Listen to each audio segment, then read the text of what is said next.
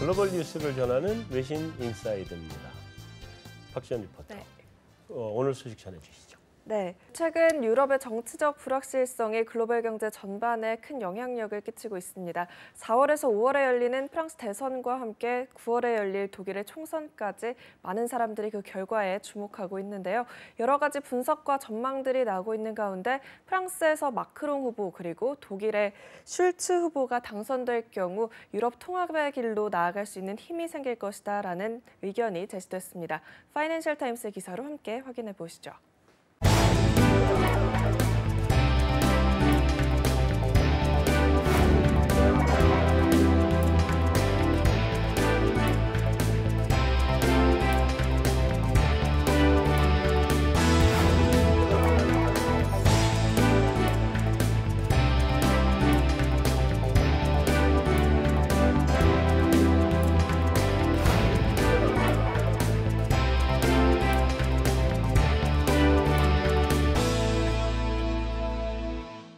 네, 지금 아무래도 글로벌 금융시장에서 제일 빅 이벤트라고 볼 수 있는 게 프랑스 대선인 것 같아요. 어떤 의미를 가지나요? 일단은 선진 유로 중에 한 축이죠. 많이 퇴색되긴 했지만 프랑스의 주인이 바뀐다는 점에서 좀 중요하고요. 왜냐하면 브렉시트가 이미 가시권에 들어와서 협상이 진행되고 있는 가운데 브렉시트 가능성도 제기됐었으니까 이번 프랑스 대선이 어떻게 보면 유럽이 계속해서 유럽 연합으로 갈지 아니면 유럽이 정말로 붕괴가 될지 뭐 좀 심하게 얘기하면 그런 분기점에 갈 수 있는 그런 대선이었다라고 보고 있습니다. 영국은 나갔잖아요. 물론 영국은 이제 단일 통화 시스템까지는 안 들어와 있었지만 그래도 EU에 들어와서 통화를 제외한 다른 모든 거는 다 같이 자유왕래하고 뭐 다 하고 그랬었는데 영국이 셋 중에 하나가 3분의 1이 떨어져 나갔단 말이에요. 근데 만약에 프랑스까지 나가버리면 유로는 붕괴예요, 그냥. 더 이상 의미가 없어요. 나머지 들어있는 게 합쳐서 뭐 이게 그 프랑스나 아니면 영국이나 이런 데서는 다 굉장히 큰 나라들이면 모르겠는데 나머지는 작은 나라들이거든요. 그래서 결국은 그러면 유럽의 그 통합에 관한 실험은 잘못하면 끝난다. 그렇게 되면 어느 정도 피해가 오느냐? 만약에 유로가 붕괴될 경우에 그래서 완전히 옛날처럼 개별 국가로 돌아갈 때에 그때 유럽 경제 전체가 최소한 10% 이상 후퇴할 거다. GDP가 10% 이상 후퇴할 거다. 이런 그 분석이 있어요. 그렉시트 하나만 해도 한 2%는 충격이 있을 거다 그랬거든요. 근데 유럽에서 프랑스가 나가면 뭐 굉장히 크죠. 그래서 금융시장이 프랑스 대선에 집중하는 이유는 그래서 요즘에는 이제 프랑스 대선이 또 화두가 아니겠습니까? 얘기하다 보면 야 우리가 이제 프랑스까지 신경을 써야 되는 상황인가라는. 근데 그만큼 이제 세계화가 되다 보니까 이제 지구 반대편에서 어떤 이벤트가 우리에게 또 중요한 영향을 미치기 때문에 이제 분석하는 게 아닌가 싶고요. 일단 개별적인 지표들을 먼저 확인을 하고 넘어갈 필요가 있는데요. 이게 정말 그 시장에서 어느 정도 위험 수준을 받아들이고 있느냐. 그 5년물짜리 CDS 프리미엄 기준으로 보면은 프랑스가 한 57bp 나오고 있습니다. 이게 이전에 작년 그 브렉시트 터졌을 때 50bp까지 높아졌던 게 지금 57bp니까 그때만큼 텐션이 높아지긴 한 겁니다. 근데 이전에 어떤 유럽 재정위기 불거졌을 때 이게 200bp였거든요. 그 정도만큼의 어떤 리스크는 아닌 것 같다라고 판단을 하는 것 같고요. 단기 국채 금리들도 널뛰기를 하는 거 보니까 약간 시장에 반응을 하고 있지만 이전만큼 막 이렇게 급등하거나 뭐 이런 모습은 아닌 상황인 것 같습니다. 그래서 아마 채권 금리는 다 보시니까 뭐 아시겠지만 이렇게 텐션이 이렇게 예전만큼 강하다 이런 거는 아닌 것 같아요. 그래서 정리를 해보면은 프랑스 대선은 4명의 후보가 나와서 지금 혼전 양상이고 뭐 오차범위 내에서 접전을 벌이고 있다라고 얘기를 하고 있는데 그 중에 1위를 달리고 있는 르펜 후보가 자기가 당선이 되면 본인 입으로 6개월 안에 선거를 해서 EU를 나가겠다 이렇게 얘기를 했습니다. 그래서 이제 체계적 리스크가 불거지는 거고요. 이게 비체계적 리스크가 아니라 체계적 리스크인 것이 그 본부장님께서 말씀하셨지만 브렉시트는 영국이 파운드를 쓰고 있었기 때문에 나가더라도 영향이 제한적이었습니다. 그런데 프랑스가 나가게 되면은요, 프랑스의 경제 규모도 독일 다음으로 크기 때문에 이게 미치는 일단 파급력 자체가 좀 커질 수 있다라는 거고요. 이게 그리스의 문제가 아니라 이거는 유로 자체가 깨지는 거기 때문에 어떤 세계 금융지의 큰 한 축이 무너진다라는 걸로 해석할 수 있기 때문에 금융시장에는 상당히 큰 충격으로 받아들일 수 있다라는 생각이 듭니다. 어찌됐건 지금 유럽을 우리가 계속 관심 있게 보는 이유는 지금 정치적 리스크죠. 정치적인 리스크가 계속 올해 일정이 남아있기 때문에 리스크인데 또 한 가지 더해서 이제 브렉시트까지 아까 김도원 연구원님께서 말씀하셨던 브렉시트 관련된 협상이 본격화될 거기 때문에 이 부분도 우리가 약간 좀 계속 유럽발 노이즈로 작용하지 않을까라는 생각이 듭니다. 영국은 GDP가 한 2조 6천억 달러 정도 됩니다. 우리가 1조 4천억 정도 되니까 한 2배가 약간 안 되는 정도 수준인데요. EU에서 빠져나가게 되면은 한 20% 정도 이렇게 떨어지는 효과가 나오거든요. 그래서 요것 자체만으로도 일단은 그 유럽의 어떤 장기 성장성, 그 독일이라든지 몇 개 국가를 제외하면은 전체적인 그림으로 봤을 때 어떤 투자 대상 지역으로서의 어떤 매력도는 약간 좀 떨어지는 게 아닌가 생각이 들고요. 이제 금융시장을 바라보는 입장에서 한반도에 있는 금융시장을 바라보는 입장에서는 그냥 문제만 나지 않고 좀 이렇게 스무딩하게 지나가 줬으면 하는 바람입니다. 각 후보별로 이제 마크롱이나 르펜이 제일 많이 언급이 되고 있는데 뭐 후보별로 어떤 영향력을 가져올지 예측을 해주실 수 있을까요? 일단은 저희가 이게 좀 애매하죠. 왜냐하면 결과가 나왔을 테니까요. 근데 저는 뭐 조심스럽게 예측하러 나왔으니까요. 2차 결선 투표 간다고 보고요. 그러니까 1차에서는 해결이 안 될 것 같습니다. 네. 그래서 결국에는 5월 7일까지 간다고 보고 약간의 시장은 변동성이 있을 거라고 보는데 르펜 후보가 결국에는 파이널리 결선 가면 뭐 마크롱 후보한테는 안 될 것 같습니다. 지금 현재 최근의 지지도도 결선 투표에서는 더 안 된다고 나오고 있고요. 그런데 저는 개인적으로 약간 주시하고 있는 게 프랑스의 청년층입니다. 이미 청년 실업이 사상 최고치에 육박하고 있고요. 프랑스가 가장 청년들의 뭐랄까 가슴을 아프게 하는 것들이 예전에 지금의 프랑스는 어떻게 보면 선진유라고 할 수 없을 정도로 구조조정에도 실패했고 정치적으로도 실패를 했습니다. 그런 거를 자극하면서 르펜 후보의 지지율이 높아지기 때문에 지지율은 역시 파이널리 가면 르펜 후보가 마크롱한테 안 될 거라고 나오곤 있지만 저는 약간 르펜 후보 쪽에도 염두를 하고 있고요. 근데 좀 누가 되든 어쨌든 마크롱 후보는 좀 젊으니까 좀 젊은 지도자한테도 기대를 거는 분도 분명히 있고요. 다만 뭐 결론적으로 말씀드리면 이번 1차 투표 말고 저는 2차 투표로 갈 것 같다. 그리고 더 이어서 6월 달에 2번 있는 하원 선거, 프랑스 하원 선거 또 중요할 수 있거든요. 그러니까 쭉 보면 6월 한 중순까지 계속해서 이런 불안감이 계속 이어질 것 같다라고 좀 보고 있습니다. 저도 비슷한 생각입니다. 그 르펜과 마크롱 이게 중도 우파라고 불리는 마크롱이 이제 갑자기 지지율이 높아지면서 어떻게 보면 대안으로 부각이 됐는데 르펜과 마크롱이 붙으면은 이제 블룸버그에서는 마크롱이 이기는 걸로 나오고요. 실제 여론조사 결과에서도 마크롱이 이기는 걸로 나오더라고요. AI가 제일 잘 맞추더라고. 네. 제가 AI까지는 제가 체크를 못했어요. 요즘 AI가 제일 잘 맞추더라고. 맞아요. AI가 나오면 무조건 맞아. 맞습니다. 이제 르펜 같은 경우에는 너무 극자 쪽, 너무 극우 쪽으로 가다 보니까 아무래도 그 최종적인 판단에 있어서는 그것보다는 약간 중도 쪽을 선택하는 표심이 좀 더 많았던 것 같고요. 근데 이제 문제는 르펜과 멜랑숑, 이 극자와 극우가 붙었을 때가 문제인데요. 이때는 또 멜랑숑이 이기는 결과도 또 일부 지금 나오고 있어서 만약에 멜랑숑과 르펜이 붙는 국면이라고 한다면은 이거는 불확실성이 높아질 수 있는 환경인데 만약 1차 투표 결과 마크롱과 르펜이 나왔다고 하면은 금융시장은 일단 좀 안정을 찾지 않을까. 물론 결선 투표 결과가 나와 있지만 거의 결선으로 가게 되면은 마크롱의 어떤 우세 가능성이 상당히 높아지기 때문에 그래서 프랑스 표심은 일단 그래도 극자는 아니지 않냐, 아니, 극우는 아니지 않냐라는 이런 좀 민심이 있기 때문에 지난번 투표에서도 약간 그 르펜 같은 경우에 좀 최종전에서 또 지지 않았습니까? 그래서 이런 부분들을 반영한다면은 오히려 시장이 또 안정화될 수 있는 계기가 되지 않을까 또 생각이 듭니다. 네. 난 그 결선 투표하는 거 굉장히 좋은 제도 같아요. 네네. 그걸 해야 누군가 하나가 50%가 넘잖아요. 그렇죠. 우리는 왜 안 해요? 우리도 좀 했으면 좋겠는데. 그 도입에 대해서 후보 간의 합의를 일정 부분 했어요. 그랬는데 마지막에 이루어지지 않았죠. 왜냐하면 너무 조기 대선이 되는 바람에 네. 각 당이 경선으로 휩쓸려 들어갔는데 경선 룰이 다 달랐습니다. 그래서 일부 뭐 안철수 후보라든가 군소 후보들은 결선 투표제를 합의하자 했는데 결선 투표제도 아마 제가 보기에는 개헌 논의하는데 매우 중요한 대통령을 뽑는 선거의 핵심 제도로 네. 자리 잡을 가능성은 높습니다. 다음에 꼭 들어가겠죠. 들어가는 게 좋을 것 같아요. 네. 한 60%쯤 돼야지 그 대통령 당선되는 걸로. 힘이 생기죠. 네. 네. 그 60% 나올 때까지 계속 투표하는 그렇죠, 걸로. 그렇죠. 그거 좀 했으면 좋겠어.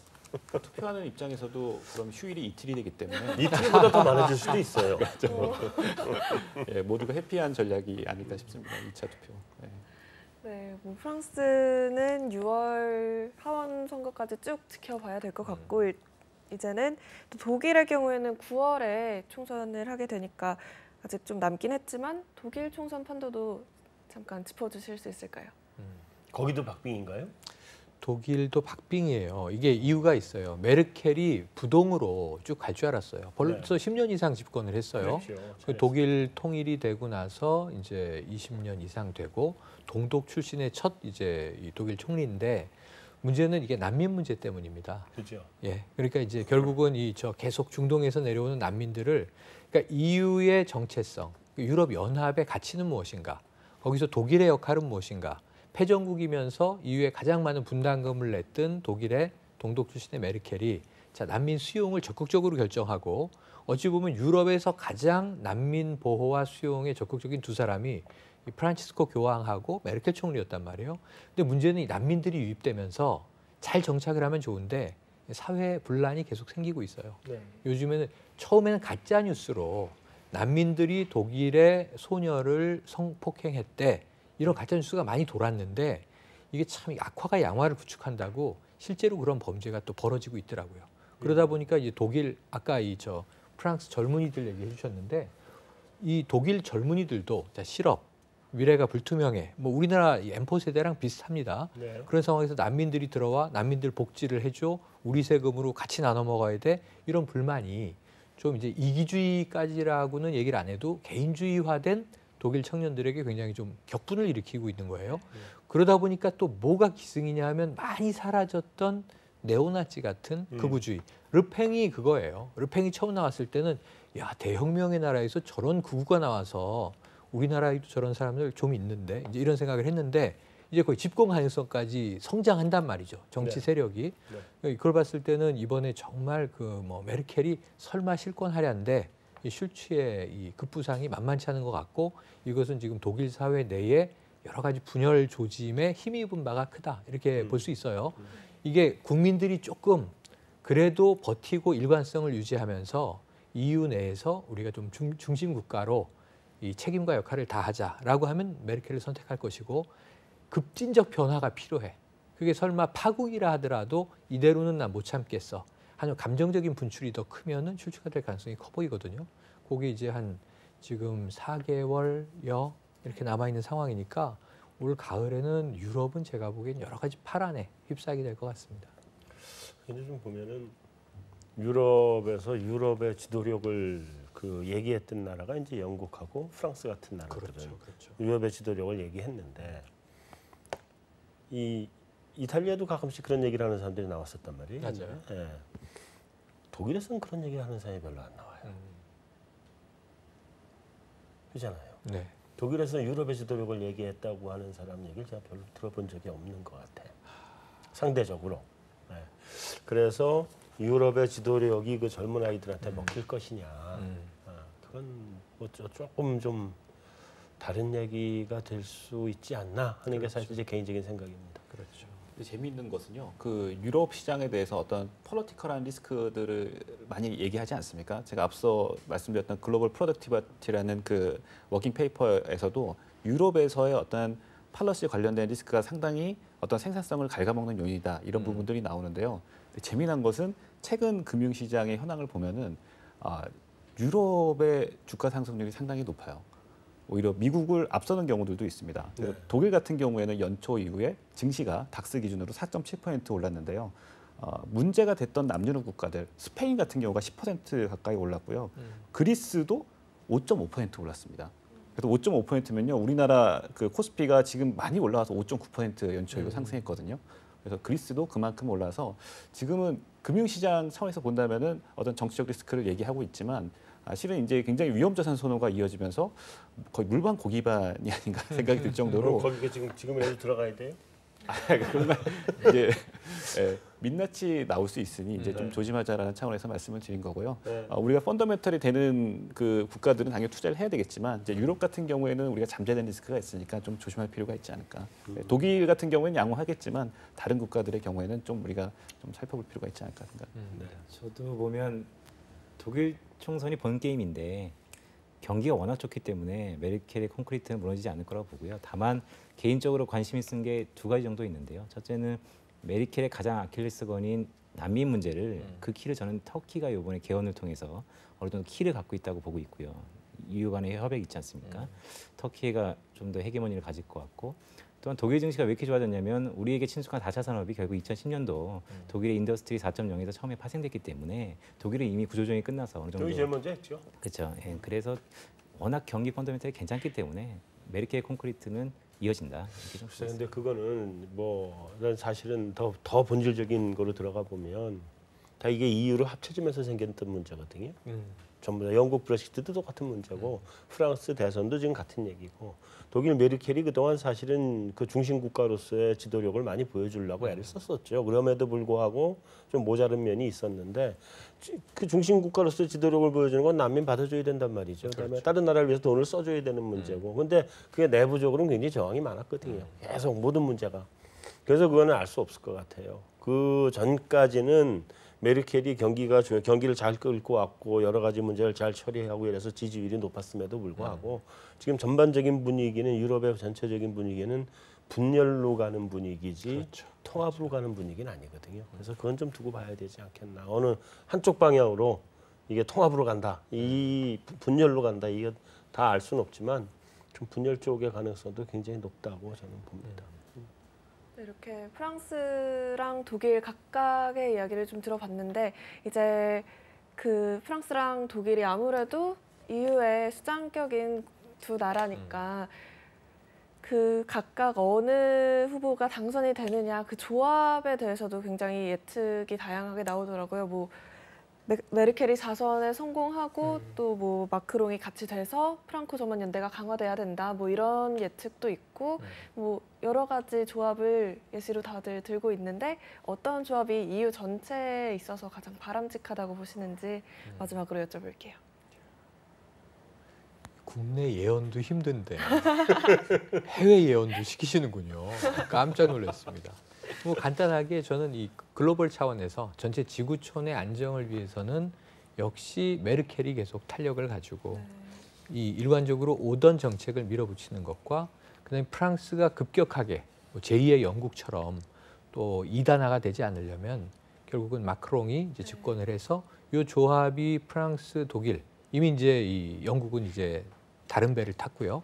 이 그림으로 가야 그나마 EU에 조금 이 구심력이 유지되지 않겠는가. 그렇지 않고 그 반대로 메르켈 대신 슐츠가 마크롱 대신에 이제 이 르팽이 집권을 하게 되면 유럽은 전 아까 말씀하신 그대로 분열의 트렌드로 가고 있었는데 이 분열이 급가속이 될 것이다.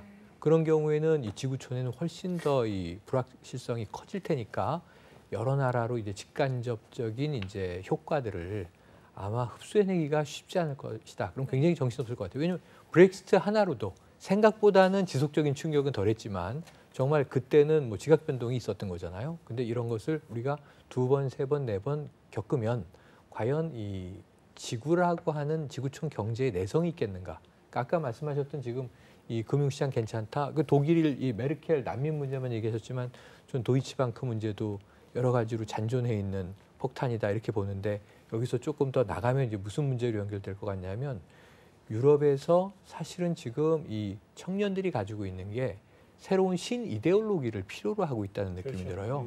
그러니까 아까 말씀하신 대로 유럽의 지도력에 대해서 독일에서 누가 얘기를 했었지? 히틀러가 얘기를 했었죠. 그 세계 패권을 얘기했었죠, 오히려. 패권이죠. 이건 아주 극단적인, 그렇죠. 그러니까 그렇죠, 맞습니다. 그러니까 이게 더 극단적으로 나갔던 거죠. 그런 굉장히 무서운 공포 경험이 이제 있어서 그런 얘기를 함부로 못 하는 거였는데 세대가 한 2번 바뀌었어요.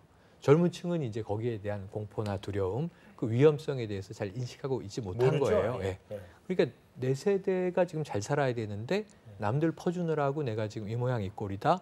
이게 분노가 격정적으로 나올 때는 유럽은 그나마 이 지구촌에서 가장 이성이 작동한 이제 지역이었는데 그게 깨지게 되면 저는 뭐 굉장히 무서운 실제로 3차 대전 전쟁으로서의 의미가 아니라 뭐 아마겟돈 같은 분열로 가는 것 아닌가.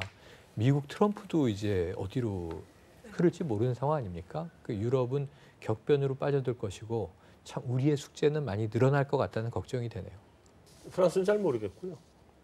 솔직히 독일은 그나마 메르켈이 그 EU를 끌고 가는 그거로 독일 사람들을 설득을 하고 간 거거든요. 그러니까 독일 사람들한테 야 우리가 돈도 좀 더 내고 그래야 유럽에서 힘이 우리가 지도력이 생기 이렇게 가고 간 게 아니라 EU로 뭉쳐 있어야 우리가 돈 더 많이 벌어 이거로 설득하고 갔거든요. 그러면서 EU를 계속 그런 대로 지지해가지고 올 수 있었는데 그럼에도 불구하고 분데스방크가 그렇게 많이 안 했잖아요. 많이 잘랐죠. 니들 다 구조조정해 이러고 그런 게 있었기 때문에 그나마 유럽을 하나로 끌고 가려고 애를 쓰는 사람이 해도 그 정도였는데 그거에 반대되는 사람을 지지하는 이 사람이 올라오면 이 사람들을 어떻게 설득을 하겠어요? 자기 지지 계층이 그러지 말자고 하는 쪽인데 그래서 독일은 누가 봐도 메르켈이 되는 게 유리하지 않겠나 싶어요. 네, 말씀 잘 들었습니다. 여기까지. 네. 네. 오늘 준비한 순서는 여기서 마무리하겠습니다. 저희는 다음 주에 다시 찾아뵙겠습니다.